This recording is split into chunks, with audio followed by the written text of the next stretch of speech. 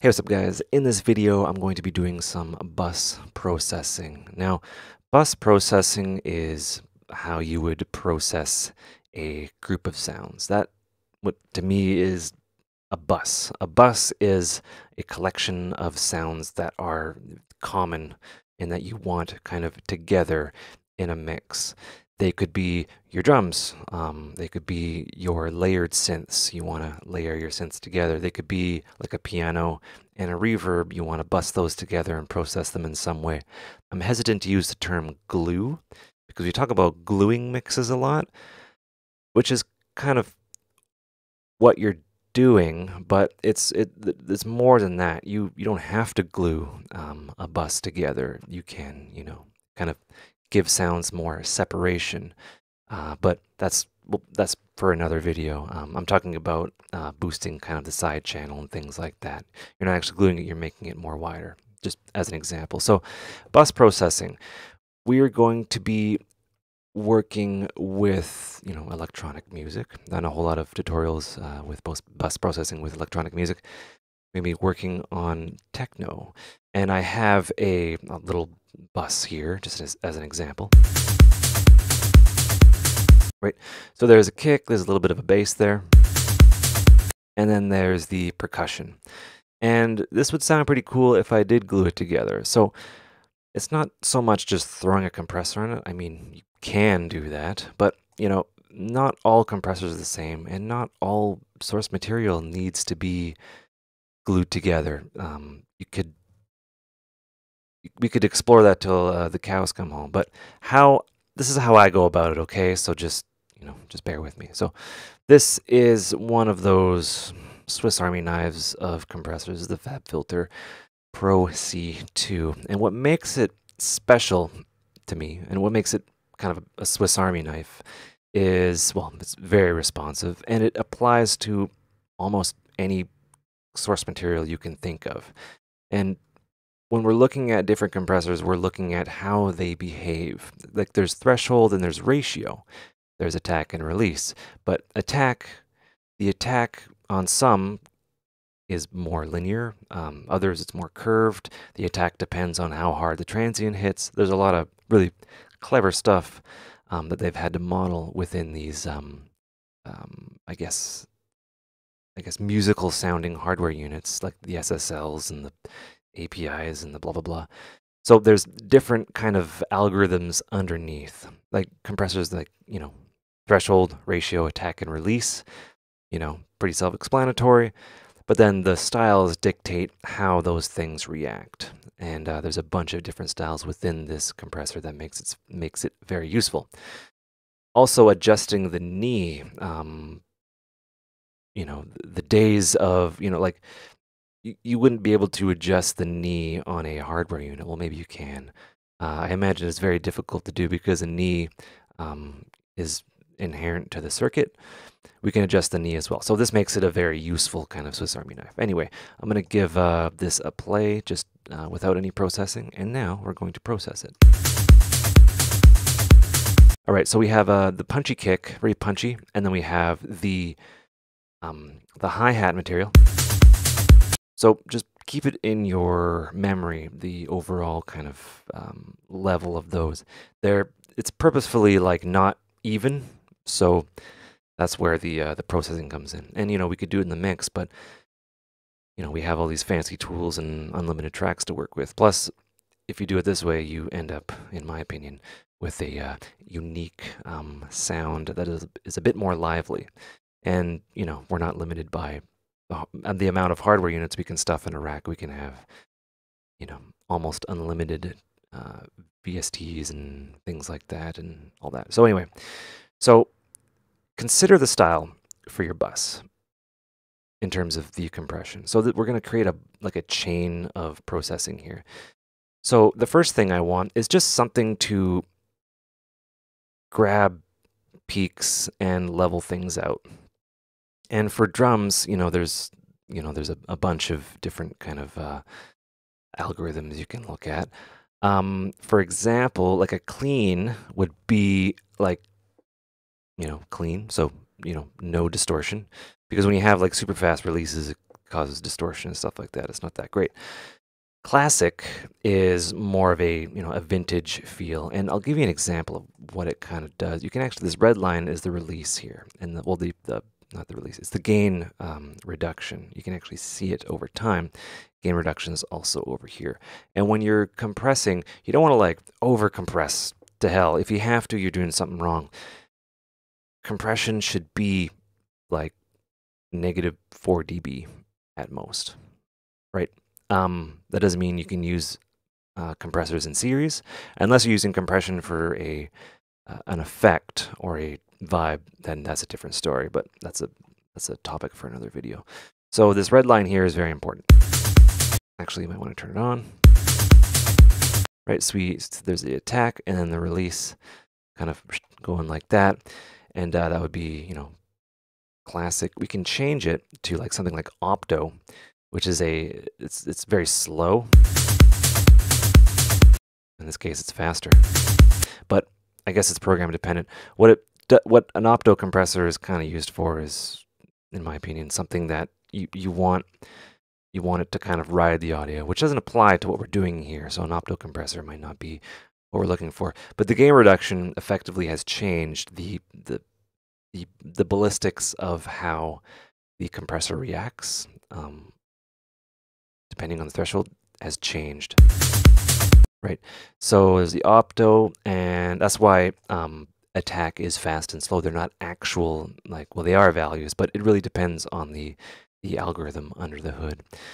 Vocal is one that's interesting, and I encourage you to try things. I don't know if a vocal algorithm might work well on this bus here. I encourage you to try it. Vocal kind of, it eliminates the ratio and the knee, and it just sets that to automatic depending on what's being fed into it. It's really good for the vocals, because vocals are, one of those ones where it's easy to mess up, and it's easy to overdo it with compression, or it's easy to be able to hear compression. Right? Not at all. But you notice, yeah, that attack is more curved. Those ones aren't. Like, it's really smart under the hood. I want to check out bus, and bus is, for bus processing. And what I want to do is I want to take that kick and kind of just kind of mush it in a little bit into the bass. And how I would do that would essentially just look at the ratio here. Generally, yeah, when you're looking at compression, you want to go like 2-to-1 or 4-to-1. Anything other than that, you're in experimentation land. But it's like, yeah, it's 2, 4, 8, and then limit or infinity to 1. So just keep that in mind in terms of like traditional compression. Right. So what I do is I essentially bring down the threshold until I can hear it, and then I bring it back up. Or, I can visually see, but I'm trusting my ears. At the end of the day, I really don't give a crap what this is doing. I want it to sound good to me. Right? So we've effectively set it to 2-to-1. Right? We're getting this button right here, or this meter right here. We're getting 3 dB of gain reduction, which is quite gentle. And we can actually, what's really cool is we can actually hear what's going above, or like we can actually hear what's being fed into what I call the detection circuit. Right? And this is being fed into the detection circuit. We've effectively soloed it. Can't talk today. And, we can we have a visual aid of what's being fed into the circuit. The virtual circuit that is doing the reduction. So what we hear is what's actually being taken away in terms of volume, not frequency content. So from here, what I'll do is I will, there's a number of things I can do. First thing I'll do is I'll just get the attack going, right? So a fast attack will kind of catch that beginning transient of that kick. Right, it's still there, but it's kind of grabbed onto that. And as we make the attack slower, right, that that attack has become curved. It's more curved as opposed to, I guess, clean. Oh, that's way more curved. Classic. Nope. Actually, you know what I'm doing? I actually forgot that the knee is doing a thing here. So when a compressor compresses, the basic theory is once the level goes above the threshold, it will attenuate the volume. But that's not actually true. It's true in a, like a Toys R Us kind of compressor. But what's actually happening is the gain is being reduced as it's approaching the threshold, right? So you'll get this gentle compression before things even occur. I'll give you an example. If I set it to like 0 dB, right, that thing is like nowhere near. It's nowhere near 0 dB. Like I can confirm that. But we're getting some compression already because compression is occurring before the threshold. And what this does is makes a compressor more analog / musical / transparent. We can actually change the knee, and the knee can be, I'll actually show you. We can click on that, and we can see the knee, right? So this is the knee. This is smooth knee, and let's say straight knee. When the knee is straight, right, it doesn't do anything until it gets to the threshold, right? I'll do that like that. See, we can see that. This is actually a better visual aid. We can see the knee. What the knee is doing. Hell yeah, look at that. So what's happening, right? So the threshold, show you, right? So we have it going above this point linearly, and then the sound is affected. We can actually change that, which is a representation of what's happening once it goes above the threshold by changing the ratio, right? So now we're getting limiting, right? So that is just, doesn't do anything till it gets to there, and then boom, just nothing shall pass, in theory. And that's effective. We've made a limiter, but a limiter is not what we're going for. I don't want a freaking limiter. So the knee is really important to think about and consider. If you're getting a lot of unpleasantries in your compression, like this can cause distortion. So what you can do is you can just kind of round it out so it's not as crazy. And that's why we have that little curve there before the attack. Right, so if we have a super fast knee, we can get even more of a faster attack. It'll grab onto things more. Right, so I'm going to leave it at 4-to-1. I like how that sounds. Right, so super fast knee. It's grabbing those peaks of that kick. We're turning it into a sausage essentially, which is fun. So that's a brief haphazard explanation of the relationship of the knee. So each kind of compressor in the hardware world has a knee, and it's a little bit more gentle because circuitry is clever like that, and the engineers who designed it are pretty clever, and they wanted it to sound really good, and that's the secret. Is it's a rounded knee. So there's that. So back to what I was doing. Right, I want that kick to be smushed down. So I'm going to do that, and I want the knee to kind of grab onto it more or less. Right, so if I give the knee a bit of roundness, the kick will still pop through, even though I have a very fast attack. And that sounds pretty cool. If I want more of the kick to pop through, more of the transients of the other things as well, I can increase the, or make the attack slower. What this does is this makes the compressor a little bit slower.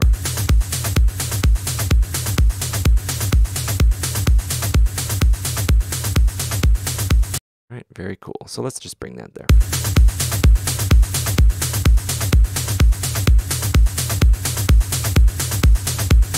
All right, so I'm going to go for something a little bit aggressive.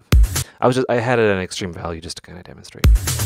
And it's good to have it at extreme values because then you can really tell what the attack and the knee is doing. Right, so that's pretty pumpy. And the reason why is because this recovery process is dictated by the release. So a super fast release is not advisable because it can cause distortion. Right, you want it to kind of ride the music. Right, like a slow release, you'll see this just kind of go down in volume. Right, it doesn't fully recover. And depending on what you're going for, you know, you want to really dial in the release.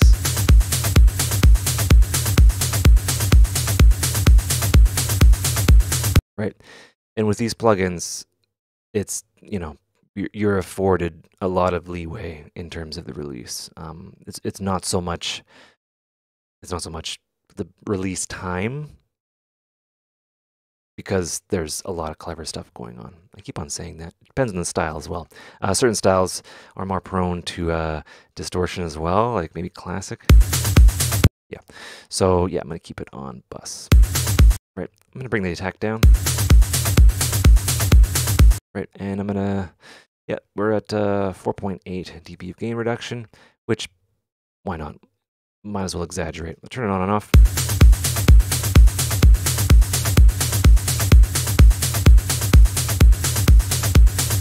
Right, so effectively got the kick buried within there. Okay, so that's a basic first step. Why not? You'll notice that because the kick is being kind of squished down, the volume or the frequency balance of everything has kind of gone off. Right, we got a lot more high end.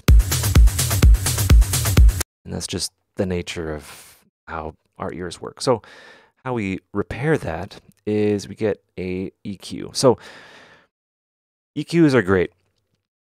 And you really want to plan ahead in terms of compression and EQ, because you're going to be using those two a lot. Always take into account what comes before what. So if I have this compressor here and I have the EQ before it, that EQ will affect the compressor. If I make any change here, it will affect this compressor. So how you go about doing it is you work from, you work this way, because this compressor is not really affecting this EQ in any way. Well, it's changing what's being fed into it, but it's not changing the the gain reduction or anything like that. It's not affecting it at all in a negative way that goes, for when we're talking about processing and processing chains. So always keep that in mind and kind of plan ahead. And how it works is you have, a compressor, an EQ, something else, an EQ or another compressor, and then an EQ or a compressor. Like, serial processing is just one of those crazy things. And, people have these sounds and they have these complex chains on them that are so huge. And, there's nothing wrong with that. And that's the beauty of electronic music. And you can just go off and then come back and it'll sound cool. Like there's no rules for, like, traditional music, pop music. There are kind of rules, like, there's things have to sit here, things have to sit here, and there's a general kind of formula. Or not formula, I don't know, I'm talking crap, I shouldn't do that. But anyway, what I want to do with this EQ is I want to even out the tone, even out the frequency content, because I've effectively changed it with the Pro C2, right? So the compressor will always affect the frequency content because it'll reduce, like it'll just kind of change it. So you want to repair it with this. So there's a lot of high-end content I can use this very awesome, very gentle 6 dB per octave filter. Right, there's a lot there. Right, and I knew there was a lot when I just threw this together. I was like, this is a great example. Like I knew that was going to be a problem. but I'm planning ahead. I'm always planning ahead, and you should too. Be like, okay, it's like that, but everything here to me sounds really cool. And there's there's an evenness, there's kind of separation and clarity. I'm gonna fix that down the road within the chain of audio. So yeah, that's what we're doing here.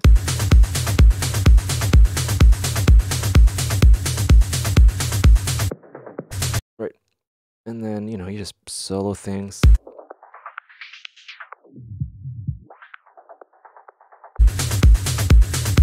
Right, you got that awesome kick there.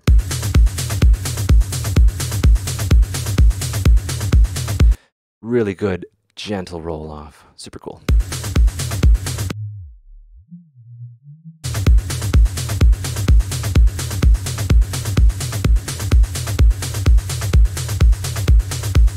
Right. I typically shave out things like this, and I've been doing that since the beginning of time. It's just what I do.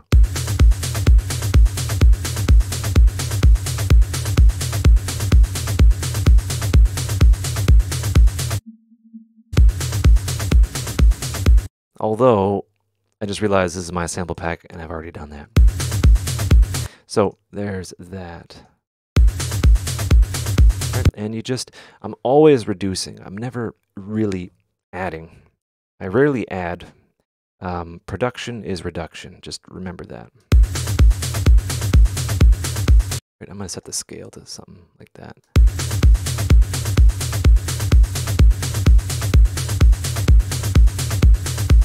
And you'll notice, yeah, like we're not doing like crazy gain reduction and crazy EQing. It's like, well, it might be crazy, but it's like, 2, 3 dB of gain reduction, certain points. And, I kind of just do this, and I use the mouse wheel and I kind of curve it, and I listen to my ears. I just listen and I wrestle with it until it sounds good. But I'm planning ahead because I know I'm gonna maybe compress this and do some other stuff.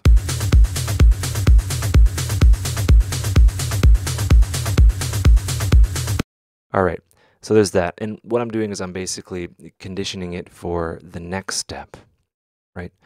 And I might go back to this depending on how it all goes down. So next up is an effect or some sort of saturation or like a bus effect. You can use any number of things. I'm going to use the Slate tape machine because this is a tape emulation. And what it does is it does a bunch of stuff. And I can go on and on about tape. I will never buy a tape machine because I refuse. But I really appreciate what's going on with these emulations under the hood, because they do stuff to frequency, there's compression, there's a little bit of saturation, and it just does a bunch of stuff, some noise pleasing.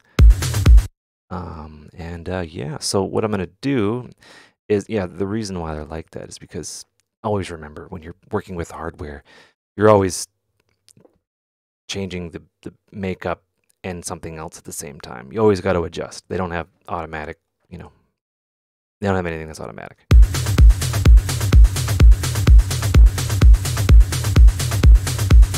I just want to peek into that positive there. And maybe change the tape speed. That'll roll off the high end. Right, I might want a little bit more of that high end to go through that tape just to get those harmonics, right? Always kind of planning and kind of going back.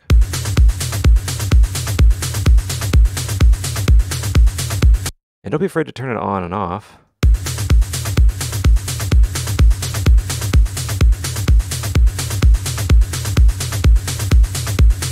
Right, you can tell it did something at a high end. Try a different speed. Try a different tape. Right, you can hear that compression in there too. We can watch it spin too. Don't you like thumbs up for spinning tape machine animations? Okay, so there's that. From here, And this is something, I made a video on this a while ago. I think I did anyway. Maybe I dreamed it. Oh no, I don't have my iLock open. Anyway, I don't have my iLock cloud open. Here, hold on. Let me see. No, I do have it open. Okay, never mind. Yeah, I'm not gonna use that though. I'm gonna use something else. Let's see what we got. Let's see what we got. So from here, let's do some more EQ. Let's just go basic style. I was gonna go kind of crazy, but I want to keep this video relatively short. So with this EQ, I kind of compensated and corrected what the compressor did. And that's what that was for. This was more of a reparative EQ, I like to call it. A EQ that I'm going to be doing now is a enhancatory and reparative EQ. I want to accentuate things that are there now with the EQ. So I want to, there's in our sound here, we have the mono material and then we have the stereo material. And one thing I really like doing is I really like setting this to side. And what this does is this effectively you have control over the stereo image, like the stereo of the loop or the material that you have. Right. So you notice that sounds weird. Right, and I can completely remove the side. Right, and that's mono, effectively. And as I, get that more in there, right, it gets to be more wide. So, and if I set this to mid, which is the opposite of side, I do this, right, we're just left with the side stuff, which sounds kind of trippy, but, it uses FFT and math and stuff like that. And, what that's doing is it's effectively, giving you more control. So first thing I like to do for safety is I like to roll off and get rid of the side material on the low end because it is there. And what that can do is I can really muddy things up. In the low end, you don't want that stereo material. You want it to be kind of mono because then you get like weird stuff in the subs. Because the subs kind of collapse to mono, your low end will be weird. It's just not a happy time and you won't get all the honeys or the fellas. So doing it like that is good. So we're not touching the side low end. It's still there. But yeah, we're just getting rid of it. So from here, what I like to do is I like to just listen to what it sounds like.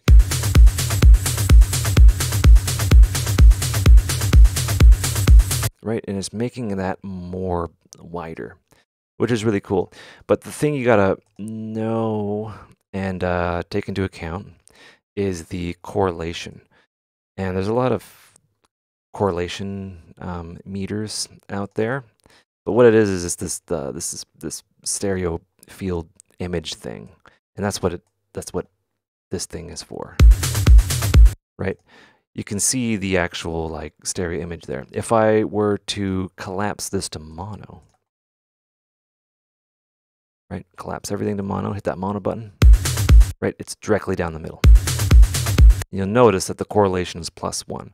There's +1, there's 0, and there's -1. -1 means that there's a lot of stuff in terms of the stereo opposites that it will cause phasing. And if you have enough of this, if you have on a vinyl or whatever, it'll make the needle pop out, or like you won't even be able to press it because it's broken.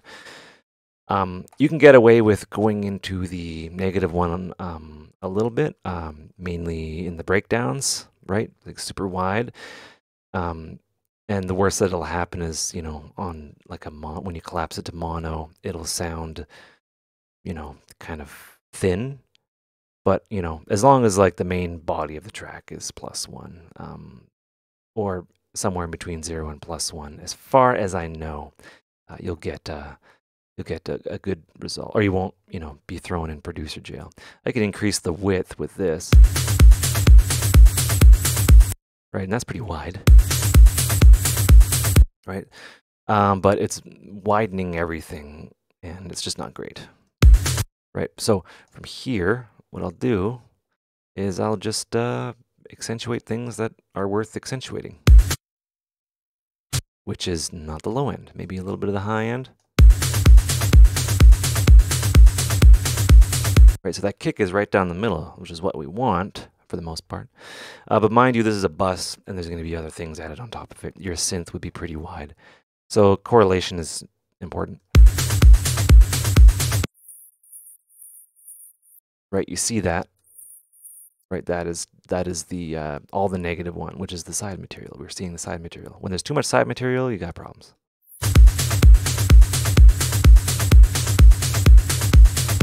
Right, you can make your tracks wider. There's more candy. This is, as far as I know, it's very, very difficult to overdo. And it comes down to your aesthetic. Right, and that's just a great effect. Right, those hi-hats and stuff. And this has a term. I'm not going to call it that. But, well, no, breasts are non-specific to anything. So yeah, this is called give 'em breasts. There's another word, I'm not going to use it. But yeah, whatever, this is a technique, believe it or not, that people do. And yeah, what it looks like is what it looks like. And yeah, you can just take those and move them around. Right? Very cool, that is. Anyway, so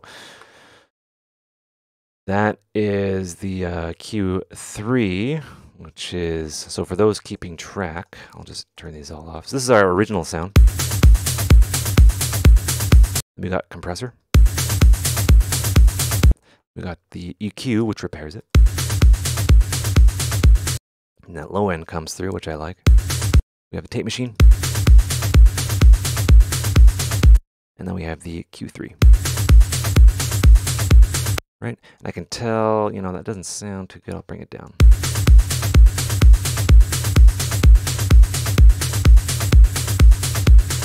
Maybe those boobs can't be even. Right? And there's that ear candy-ness. Okay, so from here, I maybe could add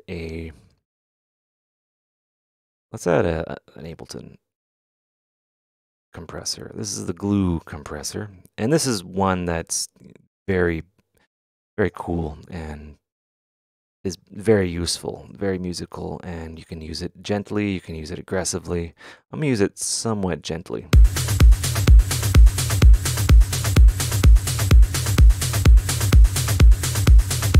And these kind of VU meters, I really enjoy watching them. Or no, I really enjoy them because I can watch them and I can actually see the needle dance and move. And the needle's kind of getting down. And it's a visual aid. It makes sense. And, you don't want to go, I'm like just -2 dB, or just 2 dB of gain reduction. If I say negative 2 dB, that would mean that I have, 2 dB of, it's a double negative, so I would have positive. I'd have expansion, which is another video. But yeah, this is a technique used a lot. Serial compression. One compressor, doing some heavy stuff, right? And then another one kind of riding the audio a little bit after some further processing. And nothing wrong with this. This one doesn't have automatic makeup gain, but it's still good. Anyway, this one is also very clever. This is, based on the SSL, which we could have used from Waves, but whatevs. Anyway, so to me, that sounds pretty good. right? But there's some stuff on the high end that I want to deal with. So what better thing to use than another compressor, but a compressor that works on a particular band, or is, splittable into multi-bands, hence the term multi-band compression. So I'm going to select this top part here, give it a solo. Right, so this is a bunch of compressors all split up into separate bands, that we can adjust and things like that. And this is great because, a lot of people, okay, so Dave Pensado, he really opened my eyes to this. He doesn't believe in multiband compression. He doesn't find it musical, and he's never used it, which blows me away.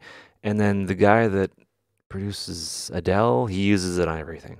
So if you don't want to get into multiband compression stuff, don't worry about it. Just whatever. It's just, just because it's there doesn't mean you have to use it. But because it's there, I use it because I'm just a weirdo and stuff. So I'm going to split these up into separate bands. I'm going to solo. I'm going to find what I want to look at. Right, and there's that kick and some of that the hi-hat stuff. So it's a lot of material that's going on at once. Right, so I'm going to, oops. Right, we can see that gain reduction there.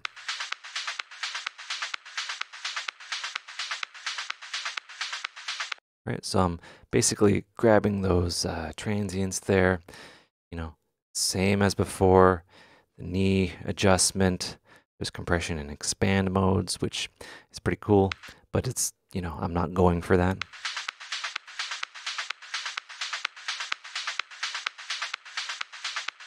Right, so I'm losing a bit of the kick. I don't want to lose that much.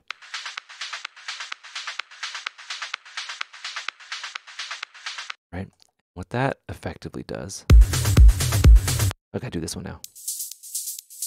Right, I just leave this one, or keep it gentle. Right, because that's just the air. So what this has done is this has only affected that one little snippet that I found to be not good. Right, and you can hear it. It's blunted that kick a little bit. And I can adjust that amount with the attack. I can even change the knee. Right, so I've muted that kind of clickiness.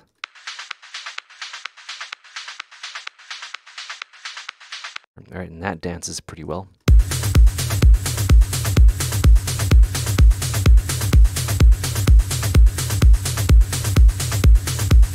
Right, and yeah, that's just the sake of example. So from here, I could do a number of things. I can keep on going, but this video has been around 40 minutes, so I'm going to kind of wrap it up.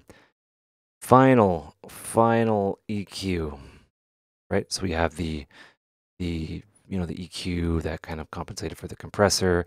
You have another one that enhanced. This one right at the end, right? It's not going to affect the multiband compressor, right? You want to have EQs after compressors. This one is going to just be a final thing before it goes into the master, or even another bus if we're going to be crazy about it. But yeah, typically, yeah, I would kind of go through the high end a bit more. Right, but I don't really hear anything that bad, and it's hard because the context of the other track isn't there for me to compare it to. Right, it's all about how things sound together, not separately. Right. Right, so typically at this stage, yeah, I'll use high pass and low pass filters, and I'll have this one set to 30 hertz. To get that muddiness below there. I do that on the master as well, but I'm just doing this just to do it.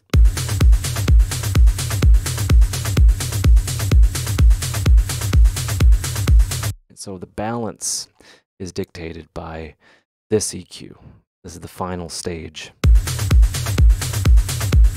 All right, so notice this little notch here. Well, it's a big notch, but notice it.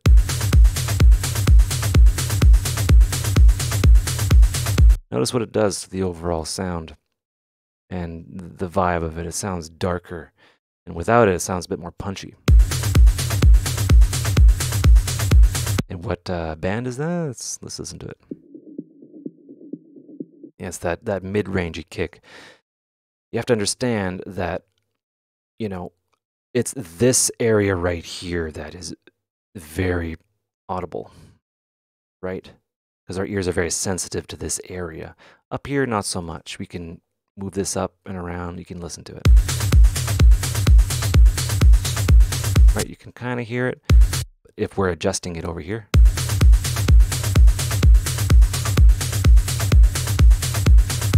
Right? Not the best example, but say if that was a lead or something like that. We're more sensitive to things here. A little notch here, you're not really going to be able to hear that well. Right? Well, I can. But anyway, it's not as critical on this area. But yeah, so that's that really. You know, you don't have to use this EQ, but it's a really good EQ. And, you know, that is essentially... We'll group these. And yeah, this is our bus.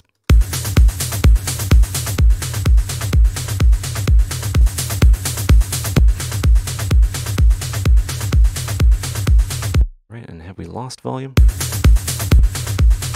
We have a little bit, so side-by-side comparison wouldn't be that fair. So I'm going to add in a utility. I'm just going to boost the gain. All right, so this is without it, that -2.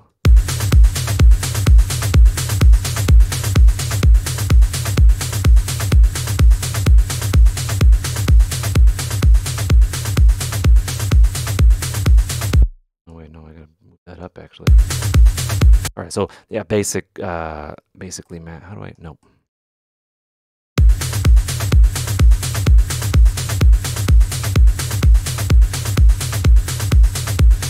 Whatever. Anyway, so close enough. Right? And it's that aggressive sound, right? Right? Things are just kind of separate, which is good because that is I mix as I go. You know, those are all kind of, you know, even clarity, and then I add all this stuff. And I have that low end.